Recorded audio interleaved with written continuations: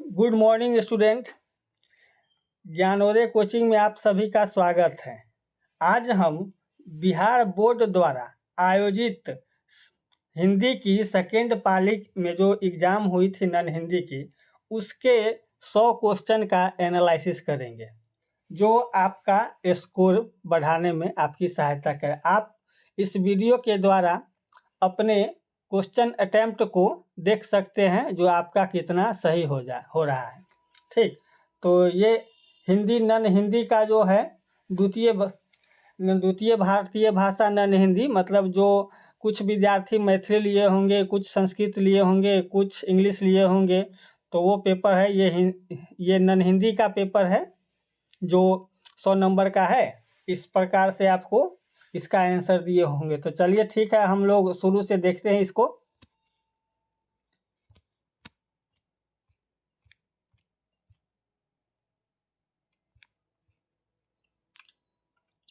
तो ये शुरू में आपका ऑब्जेक्टिव क्वेश्चन से कुछ इस प्रकार से है जो हम लोग अपने आंसर शीट से आप लोग मिलाइएगा और देखिएगा जो कितना आप लोगों ने स्कोर किया है।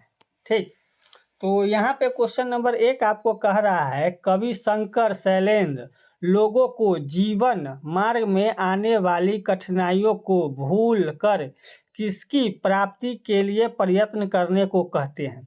ठीक, तो यहाँ पे इसका सही आंसर लक्ष्य की हो जाएगी। ठीक, मतलब कवि जो है से कहना चाहते हैं जो मार्ग में जो कठिनाइयाँ हैं उनको भूल कर लक्ष्य की ओर प्राप्ति करिए। ठीक, नेक्स्ट क्वेश्चन है आपका ईदगाह। ईदगाह क्वेश्चन चैप्टर से आपका लिया है। जो ईदगाह शीर्ष कहानी के अनुसार मेला गए लड़कों में सबसे ज़्यादा प्रसन्न कौन है। तो ये मेला गए हम जानते हैं जो हमीद सबसे प्रसन्न था, तो इसका सही आंसर सी हो गया। ठीक, तीसरा नंबर क्वेश्चन है, सब तरह से आज जितने देश हैं फूले फले बुद्धि विद्या धन विभव के है जहाँ डेरे डालो। ये पंक्तियाँ, मतलब ये जो कविता है उससे लिया गया है और इस जो बीच के कहीं से पंक्ति उठा के यहाँ डाला गया है और ये कविता जो याद किए होंगे वो इसका सही आंसर दिए होंगे। तो पूछ रहा है यह पंक्तियाँ कहाँ से, किस कविता से लिया गया है। तो इसका सही आंसर हो जाएगा डी, कर्मवीर। उसके बाद आपका जो है चौथा नंबर क्वेश्चन है, विधि मतलब कह रहा है विविध शब्द का अर्थ क्या है। तो विविध का शब्द का अर्थ हो जाता है जो मतलब अनेक प्रकार से, मतलब विभिन्न भिन्न प्रकार के या कई प्रकार के। तो यहाँ पे इसका फर्स्ट ऑप्शन ही इसका हो जाएगा विभिन्न। तो इसका 4 का ए हो गया विभिन्न। उसके बाद यहाँ पे आपको क्वेश्चन दिया हुआ है पाँचवा नंबर क्वेश्चन दिया है। पाँचवा नंबर आपका क्वेश्चन है, बाल गोविंद भगत की साझा, मतलब साझा को देखिए यहाँ इन्वर्टेड कॉमा में डाला गया है। तो कहता है गर्मियों में उषम मतलब होता है जो, मतलब कि देखिएगा जो बादल रहित रहता है और वो उषम मतलब उमस टाइप का रहता है, सूर्य नहीं उगा रहेगा, बादल लगा रहेंगे और उसमें ना बारिश होती है और गर्मी प्रचंड पड़ती रहती है, तो वही उमस का एक मौसम हो गया। ठीक, तो उमस भरी शाम को क्या कर देती थी। तो यहाँ पे इसका सही आंसर हो जाएगा गरम। तो हम बोल ही रहे थे ये गरम हो गया, गरम बोल रहे थे, तो इसका सही आंसर ए हो गया। उसके बाद है छठा नंबर क्वेश्चन है, बाल गोविंद भगत के गांव से कितने मील की दूरी पर नदी थी। मतलब कह रहा है जो वो नदी जो थी बाल गोविंद के गांव में वो कितने दूरी पे थी। तो 2 मील की दूरी पर थी, इसका सही आंसर सी हो गया। उसके बाद आपको 7वां नंबर क्वेश्चन कह रहा है, प्रकृति के साथ ही मनुष्य की जिजीविषा और श्रम की महत्ता का संयोजन किस शीर्षक पाठ से लिया गया है। मतलब ये कह रहा है मनुष्य का जो विविध प्रकार की जीवन शैली है, मतलब मनुष्य तो प्राकृतिक वातावरण के अंग है, तो कह रहा है जो इसका क्या संयोग है। तो इसका हुंडरू का जलप्रपात, इसका डी हो जाएगा। ठीक, 7th का डी हो गया। अब 8वां नंबर क्वेश्चन है, लेखक कामता प्रसाद सी, काम के अनुसार, समुद्र गंभीरता के लिए प्रसिद्ध है। तो हुंडरू किस लिए प्रसिद्ध है? तो हुंडरू जो है से मतलब जलप्रपात है, तो जलप्रपात छिछला जगह पर होता है, तो ये छिछलापन के लिए हो गया, जो छिछलापन से ही जलप्रपात ऊपर से नीचे की ओर गिरता है, तो इसका 8वां नंबर का सी हो जाएगा। ठीक, उसके बाद कह रहा है यहाँ पे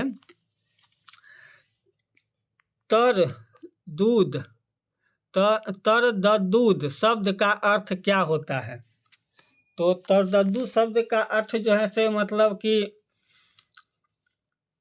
सुगम हो जाएगा, सुगम हो जाना चाहिए तरदद्दुद शब्द का अर्थ।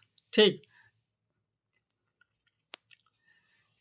यहाँ पे 10वां नंबर क्वेश्चन है, जब वह सुधि कीजिए तब तब सुधि जाही, आँखिनु आँखी लगी रहे, आँखें लगती नाही।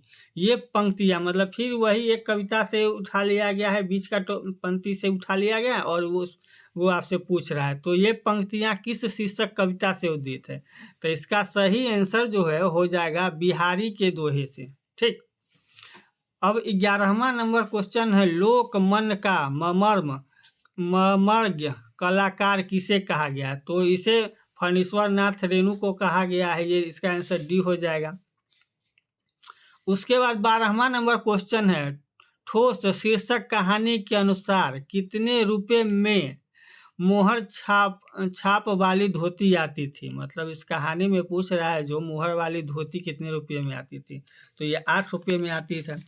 ठीक, उसके बाद है मतलब 13 नंबर क्वेश्चन है, तो ठेस शीर्षक कहानी में वर्णित मझली भाभी किसकी दुलारी बहू थी?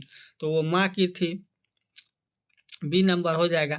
उसके बाद 14 नंबर क्वेश्चन है, शीतल पाटी शब्द का अर्थ क्या है? तो यह शीतल पाटी एक कला है जो चीतल की और पतली चटाई पर बनाया जाता था, पेंटिंग है एक तरह से शीतल पाटी को उस पर बनाया जाता था, तो इसका सही आंसर हो जाएगा 14 का सी, चिकनी और पतली चटाई पर।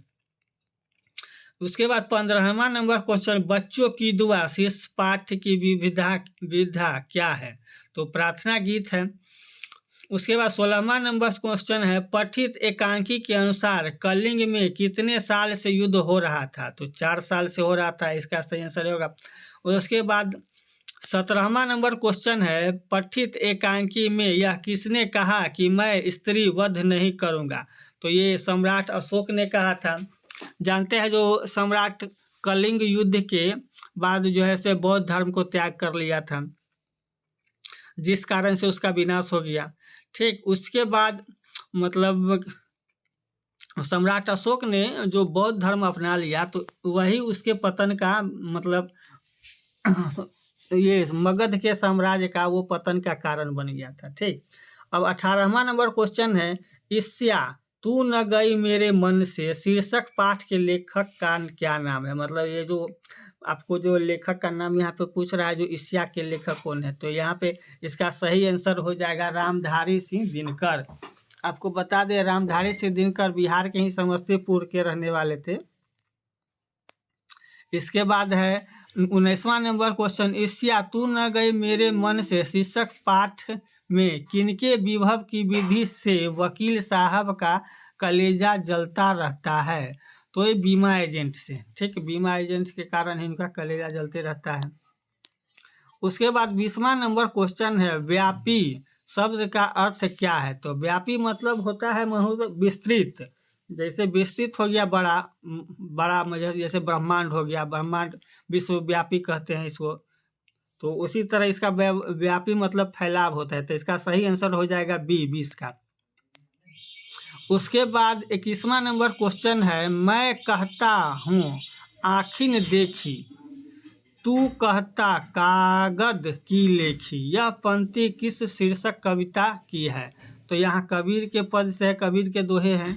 उसके बाद 22वां नंबर क्वेश्चन है, कबीर दास के अनुसार मोको शब्द किसके लिए प्रयुक्त हुआ है? तो इसका सही आंसर हो जाएगा ईश्वर के लिए। उसके बाद 23वां नंबर क्वेश्चन है, विक्रमशिला शीर्षक पाठ के अनुसार पाल वंश के प्रतापी राजा का नाम क्या था? तो ऐसे तो सभी जो है से ये पाल वंश के ही शासक का दिया हुआ है, लेकिन सबसे अधिक उसका जो है सो धर्मपाल था। धर्मपाल जो थे जो बहुत ही प्रतापी राजा हुए उसमें, और उसके बाद ये धर्मपाल के बाद देवपाल, नारायणपाल, ये सब के नाम आता है। तो इसका सही आंसर सी हो गया। उसके बाद 24वां नंबर क्वेश्चन है, विक्रमशिला विश्वविद्यालय के आचार्य अपने शिष्य को क्या मानते थे?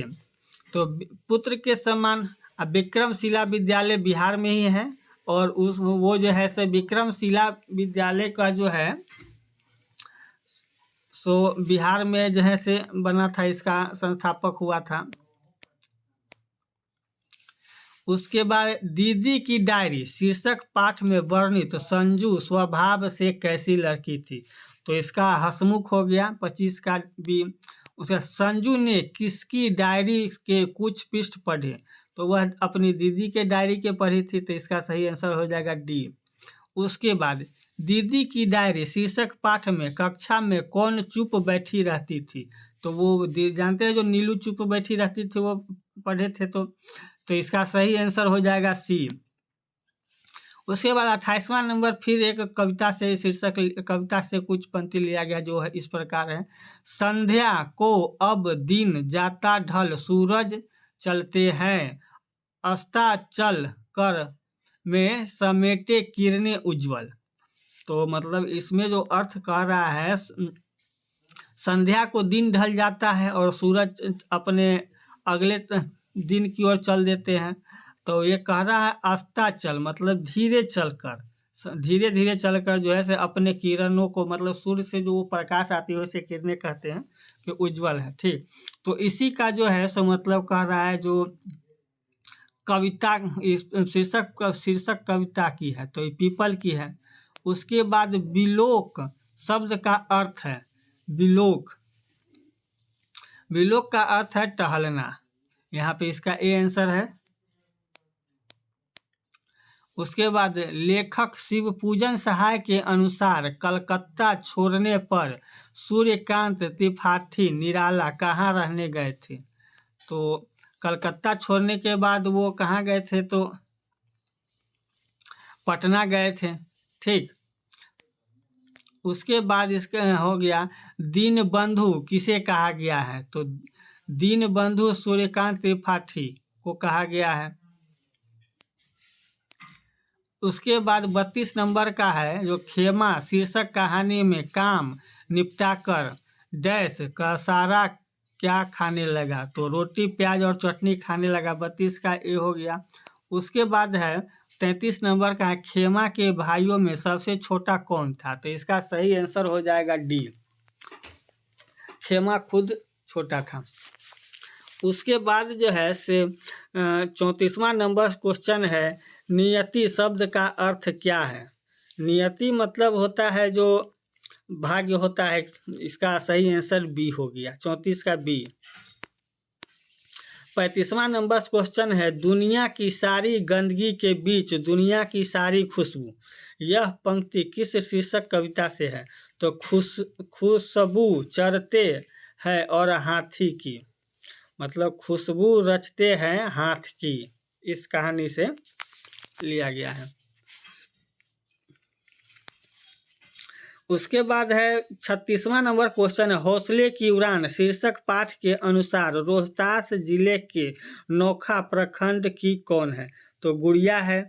उसके बाद 37 का हौसले की उड़ान शीर्षक पाठ के अनुसार जैनब खानम में गांव के कौन सा केंद्र खुला था? तो नई उम्मीद। उसके बाद 38वां नंबर क्वेश्चन, पठित पाठ के अनुसार राज्य स्तरीय एथलेटिक्स प्रतियोगिता में किसे पहला स्थान मिला? तो उसमें सोनी को मिला था। जज्बा शब्द का अर्थ क्या है? जज्बा शब्द का अर्थ होता है जो जोश। ठीक, तो इसका सही आंसर हो जाएगा सी। उसके बाद 40वां नंबर क्वेश्चन है, जननायक कर्पूरी ठाकुर किस राज्य के निवासी थे? तो वो बिहार के थे। उसके बाद पूछ रहा है जो कर्पूरी ठाकुर के पिता का क्या नाम था, तो कर्पूरी ठाकुर के पिता का नाम गोकुल ठाकुर था। उसके बाद 42वां नंबर क्वेश्चन है, लक्ष्मी थी या दुर्गा थी, वह स्वयं वीरता की अवतार, देख मराठे पुलकित होते उसकी तलवारों की वार। मतलब ये पंक्तियां किस शीर्षक कविता से है, तो ये जानते हैं जो झांसी की रानी थी, तो इसका सही आंसर हो जाएगा सी। कवित्री सुभद्रा कुमारी चौहान के अनुसार मराठों की कुल देवी कौन थी, तो भवानी, इसका सही आंसर बी हो गया। उसके बाद कौन लेफ्टिनेंट रानी लक्ष्मीबाई के हाथों से घायल हो गया, तो इसको जो है सही वॉकर हो गया। मतलब ये उस समय जो क्रांति हुई थी 1800, ये मतलब चैप्टर जो है से 1857 की क्रांति थी का है, जो 1857 की क्रांति में जो दिल्ली से हुई, झांसी से हुआ, उसके बाद लखनऊ से हुआ, बिहार से हुआ, तो सभी जगह एक एक नेता वहाँ पे उसका नेतृत्व कर रहे थे, और ये भारतीय नेता थे और अंग्रेज के तरफ से एक उनका जो है से गवर्नर जनरल था, तो उस समय वहाँ का गवर्नर जनरल वाकर था। इसके बाद 45वां नंबर क्वेश्चन है, द्वंद्व शब्द का क्या अर्थ है, तो द्वंद्व मतलब होता है, द्वंद्व शब्द का अर्थ होता है, द्वंद्व मतलब ये कुश्ती भी होता है तो इसका सही आंसर हो जाएगा, द्वंद्व का मतलब होता है युद्ध। मतलब हम लोग कहते हैं ना द्वंद्व युद्ध हुआ, द्वंद्व युद्ध होता है, तो द्वंद्व युद्ध में दो लड़ते हैं, तो वही द्वंद्व युद्ध का यहाँ पे डी हो जाएगा। ऐसे द्वंद्व एक खेल भी हो सकता है, तो ऐसे तो युद्ध कहा गया है, लेकिन इसका सही आंसर मेरे हिसाब से डी है, द्वंद्व मतलब युद्ध होता है, द्वंद्व युद्ध। चिकित्सा का चक्कर शीर्षक पाठ साहित्य की कौन विधा है, तो व्यंग। ये चिकित्सा का चक्कर जो है सो मतलब ये कह रहा है मतलब किस प्रकार का वो चैप्टर था, तो मतलब होता है ना कुछ मतलब रेखांकित होता है, यात्रा वृत्तांत होता है, शब्द चरित होता है, तो यह व्यंग वाला था, तो इसका सही आंसर ए होगा। चिकित्सा का चक्कर शीर्षक पाठ में कौन आज तक बीमार नहीं पड़ा था, तो वो लेखक थे, जो कभी बीमार नहीं पड़े थे, तो वो बीमार पड़ने के लिए बहुत सारे उपाय करने लगे थे। तो चिकित्सा का चक्कर शीर्षक पाठ में सरकारी अस्पताल के डॉक्टर किस सवारी पर तशरीफ लाए, तो इक्के पर लाए थे। मतलब एक प्रकार का वो मतलब इक्का होता है जो मतलब वो दो पहिया लगा रहता है और आदमी उसको जो है से खींचते हैं, और उस पर जो है से दूसरे आदमी बैठते हैं और एक आदमी उसे खींचते रहते हैं, उसे इक्का कहते हैं। ठीक, उसके बाद ये 49 में हो गया, 49 में हो गया, सरकारी अस्पताल के डॉक्टर किस दवा दुकान से दवा मंगवाने की बात कहते हैं, तो इसका है चंद्रकला फार्मेसी से।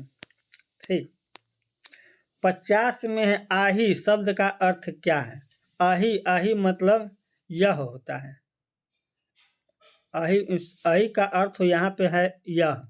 ठीक, तो 50 का हो जाएगा बी।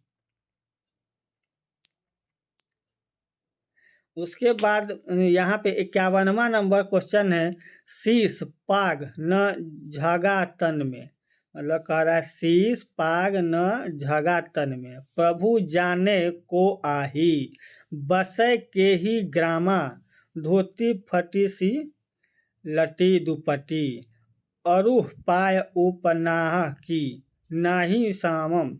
मतलब ये कह रहा है ये जो पंक्ति है, यह पंक्ति जो है से किस कविता से उद्धृत है, मतलब लिया गया है। ठीक, तो यहाँ पे ये सुदामा चरित्र, सुदामा चरित्र की धोती फटी रहती है और पग जो है से नहीं रहता है। उसके बाद रो मत सो जा आराम से, यह किसने कहा, पठित कविता के अनुसार अपना उत्तर दे, तो हिरण के बच्चे को, इसका 52 का सी हो जाएगा।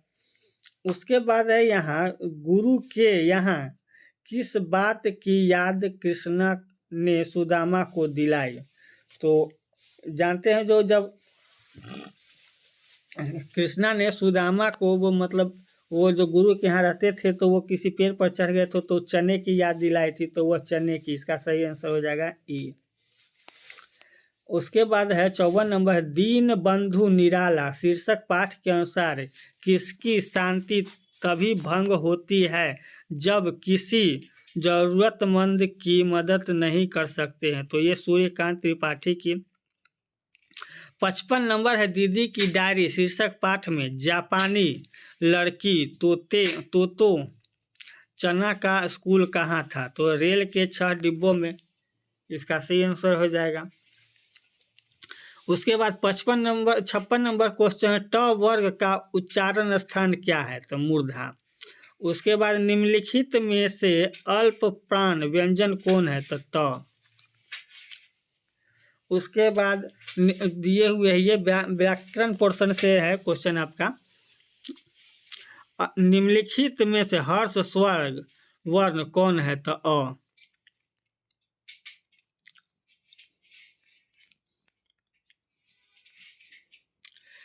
उसके बाद 59 नंबर, एक ध्वनि जब दो व्यंजनों से युक्त हो जाए तब वह कहलाती है संपृक्तता, मतलब संपृक्तता या संयुक्त होगा, इसका संपृक्त ही होगा। उसके बाद 60 नंबर क्वेश्चन है, शयन शब्द का संधि विच्छेद किए, तो शयन का हो जाएगा सोज और अन, बी नंबर इसका हो जाएगा। उसके बाद 61 नंबर क्वेश्चन है, य र ल व क्या कहलाते हैं, तो ये यह अंतस्थ व्यंजन कहलाते हैं, तो इसका सही आंसर हो जाएगा बी। इसके बाद है त्रिमात्रिक स्वर को क्या कहते हैं, तो लुप्त स्वर्ग कहते हैं। उसके बाद 63 नंबर क्वेश्चन है, शब्दों में शुद्ध शब्द कौन है, तो इसका हो जाएगा, ये तो सभी गलत है, इसमें प्रवृत्त सही है, बी इसका जो है से 63 का बी सही हो जाएगा। उसके बाद 64 का है, विराम का शाब्दिक अर्थ क्या होता है, तो विराम का अर्थ होता है रुकना, ठहरना, इस प्रकार से, तो यह विराम होता है जो ठहरना, इसका सही आंसर सी हो जाएगा 64 का। उसके बाद है क्वेश्चन में, निम्नलिखित में से उद्धरण चिन्ह है, तो उद्धरण चिन्ह जो बोला जाता है वह बी है, इसका सही आंसर।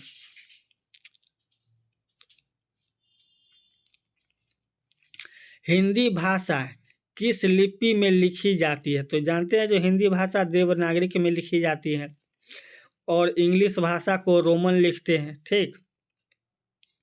हिंद महासागर शब्द किस संज्ञा का उदाहरण है, तो हिंद महासागर संज्ञा एक है, मतलब महासागर तो पूरे पृथ्वी पर जो है उसमें से हिंद महासागर एक है, तो इसका जो है से एक ही हो जाएगा, व्यक्तिवाचक है क्योंकि हिंद महासागर जैसा जो है से दूसरा कोई नहीं है, और भारत देश हिंद महासागर के शीर्ष स्थल पर बसा हुआ है। 68 नंबर क्वेश्चन है, जिससे किसी विशेष वस्तु भाव और जीव के नाम का बोध उसे क्या कहते हैं, तो जानते हैं सर्वनाम जो है किसी के लिए प्रयुक्त होता है, सर्वनाम में जैसे वह या ये सब इसके लिए प्रयोग होता है। विशेषण अच्छा बुरा हो गया, क्रिया विशेषण जो मतलब क्रिया विशेषण वह क्या कर रहा है या क्रिया के साथ विशेषण करता है जो खाना खा रहा है, ये सब है। और संज्ञा है तो इसका सही आंसर बी हो जाएगा, संज्ञा। चरित्र शब्द कौन लिंग है, तो यह स्त्रीलिंग हो गया। उसके बाद है 70 नंबर है, डोरी शब्द में प्रत्यय है, तो डोरी शब्द डोरी ई मतलब उपसर्ग और प्रत्यय होता है, तो इसमें इसका सही आंसर हो जाएगा डोरी में ई। भाप शब्द क्या है, तो भाप शब्द जो है से देशज है।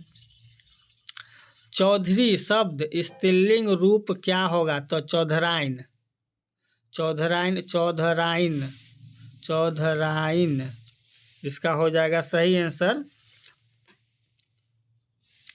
बी हो जाएगा, इसका सही आंसर। उसके बाद 73 नंबर क्वेश्चन है, कपूर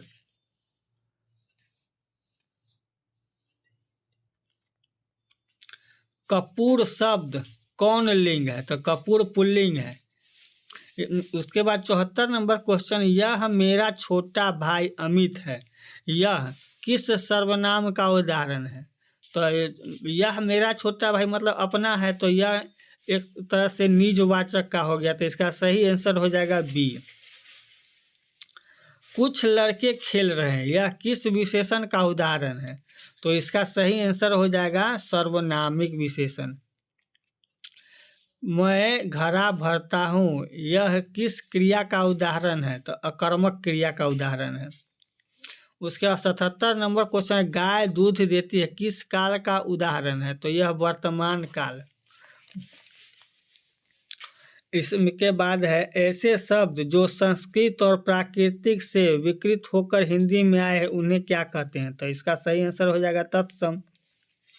उसके बाद 79 क्वेश्चन है, परिणाम शब्द में उपसर्ग क्या है? तो परि। 80 नंबर क्वेश्चन है, गाने वाला शब्द में प्रत्यय क्या है? तो वाला।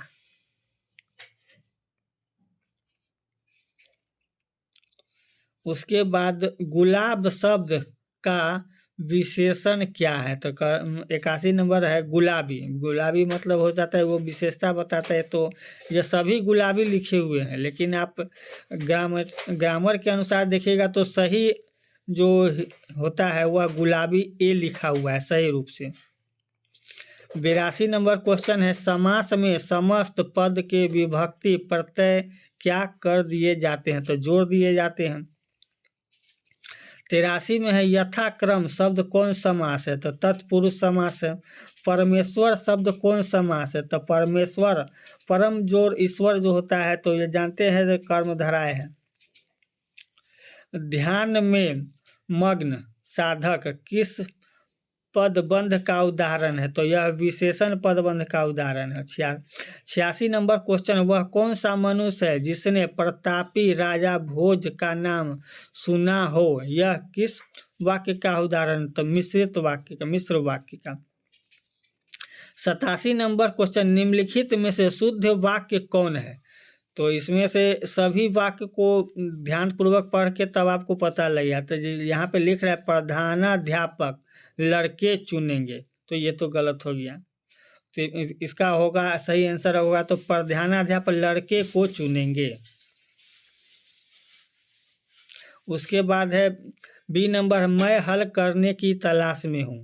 तो ये ऐसा नहीं होगा, इसका होता जो मैं हल करने की कोशिश कर रहा हूँ या मैं हल करने की प्रयत्न में हूँ, प्रयत्न कर रहा हूँ, तो ये गलत होगा। इसका सही आंसर डी हो जाएगा। आनंद शब्द का पर्यायवाची क्या है? तो आनंद का शब्द हो गया प्रसन्नता। मतलब जब हम खुश होते हैं तो प्रसन्न होते हैं, तो उसी को अलग अलग नामों में प्रसन्नता, आनंद, हैप्पी ये सब कहा जाता है। तो इसका सही आंसर हो जाएगा डी।